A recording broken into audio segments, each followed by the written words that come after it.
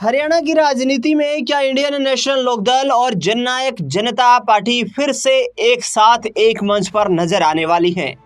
दरअसल बता दें आपको कि चर्चाएं जोरों पर है, क्योंकि आगामी वक्त में 10 दिसंबर को जननायक जनता पार्टी का स्थापना दिवस है और लगातार अब चर्चा ये हो रही है कि क्या परिवार के भी कई बड़े चेहरे जननायक जनता पार्टी के स्थापना दिवस पर जेजेपी का दामन थामेंगे।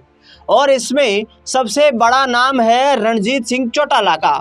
दरअसल बता दें आपको कि रणजीत सिंह चौटाला से जब इस संबंध में सवाल पूछा गया कि क्या आप जेजेपी में जाने की संभावना तलाश रहे हैं, तो उन्होंने कहा कि दोनों ही पार्टियां परिवार का हिस्सा है।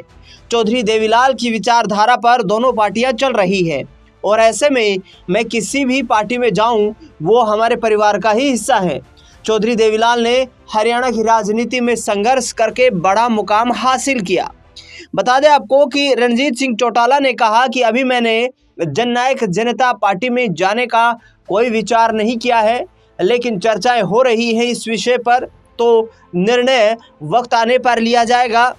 इसके साथ साथ भारतीय जनता पार्टी के संबंध में रणजीत सिंह चौटाला ने कहा कि जिस तरीके से तमाम छोटी पार्टियां खत्म हो गई और सिर्फ एक ही बड़ी पार्टी रह गई, इस तरीके का माहौल हम नहीं चाहते हैं।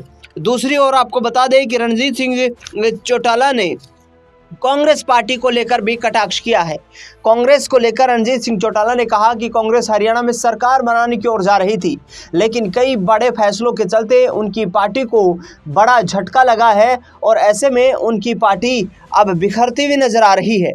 दरअसल जिस तरीके से रणजीत सिंह चौटाला ने कहा कि वो आगामी वक्त में हरियाणा की राजनीति में बड़ा यहाँ पर सियासी जो है कदम उठाने वाले हैं।